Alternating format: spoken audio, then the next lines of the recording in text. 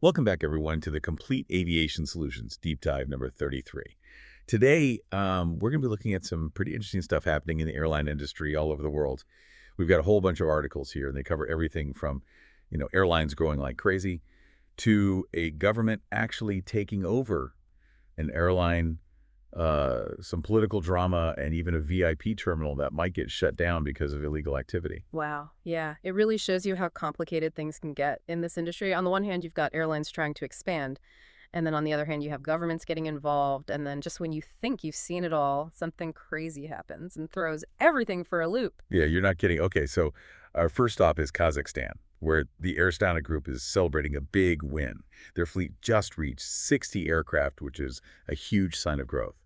So what do you think this expansion tells us about their overall goals? Well, reaching 60 aircraft isn't just about adding more planes. It's like they're making a statement. They're clearly trying to become a major player in the industry, and not just in their own region, but maybe even on a global scale. Gotcha. And they're not just adding any old planes either.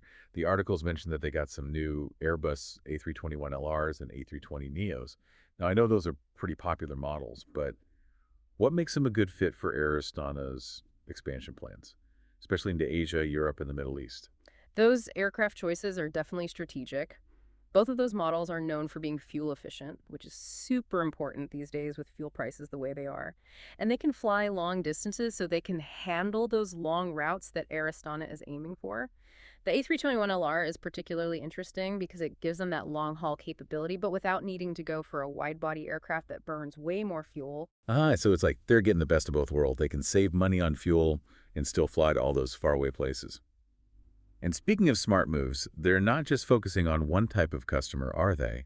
They've got Air Astana, their full-service airline, and then Fly Aristan, which is their low-cost option. Right. And that's a strategy we're seeing more and more in the airline industry. It lets them appeal to a much broader range of travelers so they can basically cover more ground. For passengers, this means more choices, and hopefully it'll mean some cheaper options for getting around the world. Yeah, I think we all like the sound of that. All right, so moving on from a success story to something a little more, let's say, politically charged. We're heading over to Malaysia, where the government of Sarawak State is taking over MASwings. Now a government taking control of an airline that's not something you see every day. Definitely not. It's unusual to see a government step in like that, especially when the airline is based in a different state. It really makes you wonder what's behind this decision. Yeah, and they're not just taking over, they're giving it a whole new name, Air Borneo, and moving headquarters to Kuching. It sounds like they've got a pretty clear vision for this airline. What do you think they're hoping to accomplish? The name change and the move are pretty strong signals. They're all about making a new identity for the airline, one that's very much tied to Sarawak. They definitely want to improve connections within Borneo. But reading between the lines, it seems like they're thinking bigger, maybe even expanding beyond regional flights. Wow, that's ambitious. Yeah. But, one thing that stands out to me is that they've guaranteed job security for all the current MASwings employees. Do you think that's just good PR, or is there more to it? I think it's a smart move for a few reasons. First, it helps to make the transition smoother because they're keeping the experienced workers they already have. Second, it shows they're committed to taking care of their employees, which can help calm people down during a takeover. But even more strategically, it could also be a way to prevent any pushback or problems from unions or employee groups. So it's a win-win. It takes care of the practical stuff and the political side of this takeover. Yeah. Now, from a fairly smooth transition, let's jump to a story that's a bit more, a bit more rocky. We're talking about Air Namibia, the airline that just can't seem to stay grounded. Yeah, it's a head scratcher, isn't it? They went bankrupt just a few years ago, cost the government a ton of money, and now the ruling party wants to bring it back to life. I can see why the opposition parties aren't too thrilled about the idea. Especially with how Namibia's economy is doing right now. It does seem like a pretty big gamble. Hmm. So let's break this down first. Can you remind us why Air Namibia went bankrupt in the first place? What were the main things that led to its downfall? Well, it was kind of a perfect storm of problems, years of bad management, mounting financial losses, the kind of things that can really hurt any airline. And the government tried to keep it afloat by pouring in something like 495 million US dollars, but it just wasn't sustainable in the end. They finally had to shut it down in 2021. Okay, so with that history in mind, why would the ruling party even think about bringing it back? Is it purely for political reasons, or are there actually good economic reasons to give it another try? Honestly, it's probably a mix of both politics and economics. Reviving a national airline can be a big symbol of national pride. And it can help boost tourism and travel to the country, but that all comes with a big price tag. So the question is, can Namibia really afford it, especially after what happened last time?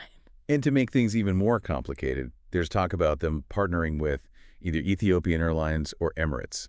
Those are two very different players in the airline industry. So what do you think those partnerships could involve, and how could they affect Air Namibia's future? If Ethiopian Airlines joins the picture, they could bring a lot to the table. They've got a great track record of managing and turning around airlines in Africa. They could provide expertise resources, maybe even aircraft and training for staff. It would be a very hands-on approach, basically helping Air Namibia rebuild from scratch. So it'd be like a mentor, but with a lot of control too. What about Emirates? They're a huge global airline, so what would their involvement look like? With Emirates, it's more about using their extensive global network. They could connect Air Namibia to their destinations all over the world. Think about the possibilities for tourism and trade. It could be a game changer for Namibia's global connectivity. That sounds great. But wouldn't there be some downsides too? I mean, partnering with a giant like Emirates, wouldn't Air Namibia risk being overshadowed or losing control? Absolutely. They'd have to be really careful about negotiating fair terms, making sure their operations are compatible, and holding on to some level of independence for Air Namibia. It's a bit of a David and Goliath situation, but if they play their cards right, it could benefit both of them. It's a really interesting situation, and I'm curious to see which way they go. Okay, switching gears now from potential airline comebacks to something, well, something pretty alarming. We're talking about Abuja's VIP terminal, which might have to shut down because of all the criminal activity going on there. Money laundering, drug trafficking, even helping fugitives escape. It sounds like something out of a movie. It's a shocking situation, and it really shows how even the most exclusive parts of an airport can be vulnerable. The fact that they think 90% of all airport crime happens at that VIP terminal raises some serious questions about their security and oversight. So why is this happening? Is this simply because of the kind of people who use that terminal? Or are there specific security flaws that are making it easy for criminals? What do the articles say about that? It seems like it's a combination of things. The perception that there's less scrutiny and it's easier to access private jets there probably attracts people who are involved in illegal activities.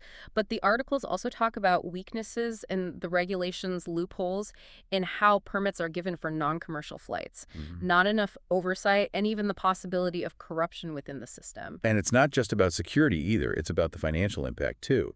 The government thinks it's lost a massive 120 billion Nigerian naira, that's like 80 million US dollars, all because of those illegal charter operations happening at the terminal. That's a ton of money. Yeah, it really shows how much these illegal activities are costing them. It's not just about lost revenue, it's about damage to their reputation, loss of trust, and the potential harm to legitimate businesses and the tourism industry. So what can they do about it? What solutions are being proposed to fix this mess and get the VIP terminal back on track? The articles mention a few key things that need to happen. They need to enforce the existing rules more strictly and close those loopholes that criminals are exploiting. They need better security measures like more thorough checks of passengers and staff. And they need to keep a closer eye on those private charter operations with more transparency and accountability. It sounds like a complex problem that needs a complex solution. But it makes me wonder, should VIP terminals even exist in the first place? Doesn't the whole idea of a VIP experience create a potential security risk? That's a good question. On the one hand, VIP terminals offer a level of convenience and exclusivity that appeals to high-profile people and businesses. But as this case clearly shows, that exclusivity can also make it easier for criminals to do their thing. It's a tough balancing act, and I'm not sure there's an easy answer. But it's definitely something to think about as we consider the future of airport security and whether VIP terminals should be a part of it. Definitely. And it also brings up a bigger question about the airline industry as a whole. How do we balance security with convenience and efficiency? That's a question we'll keep grappling with as the industry changes. But before we wrap up, let's go back to those other stories for a minute. We talked about Air Astana Group and their huge growth plans and how they're running both Air Astana and Flyerstan. It seems like they're really confident about the future of travel, especially in those fast-growing parts of the world. What do you think this kind of expansion means in the long run, not just for Air Astana, but for the whole industry? Well, it definitely suggests that they believe air travel is going to keep growing, particularly in places like Asia and the Middle East. And having both a full-service airline and a low-cost option could become a model for other airlines that want to attract more customers. It'll be interesting to see how it affects competition and if it really does make flying cheaper for everyone. And then we had that interesting story about the Sarawak government taking over MASwings and turning it into Air Borneo. Hmm. What are your thoughts on that move? Do you think it's a good strategy for boosting their local economy? Or is it a case of the government getting too involved in the airline business? It's a bold move for sure, and it shows that more and more regional governments are trying to shape their own aviation industries. They see it as a way to bring in more tourists, create jobs, and even strengthen their regional identity. Only time will tell if it's going to work. But it's definitely something to keep an eye on. And then there's Air Namibia, a reminder that trying to revive a failed airline is a really tricky thing to do. It's full of political and financial challenges. What lessons do you think other airlines and governments can learn from what happened to Air Namibia? I think the biggest lesson is that you need to have a good plan, solid financial management, and a realistic understanding of the market. Bringing an airline back from the dead can't just be about politics or national pride. You need a strong business strategy, a commitment to being transparent and accountable, and you have to be ready to adapt when the market changes. Great points. And it reminds us that even in an exciting industry like aviation, there are always risks and challenges to overcome. But as we've seen today, there's also a lot of innovation, ambition, and resilience out there. Absolutely, and that's what makes this industry so captivating to follow. It's always changing, pushing limits, and connecting people in new and unexpected ways. Well said. Thanks for joining us on this deep dive into the world of aviation. Until next time, keep your eyes on the skies.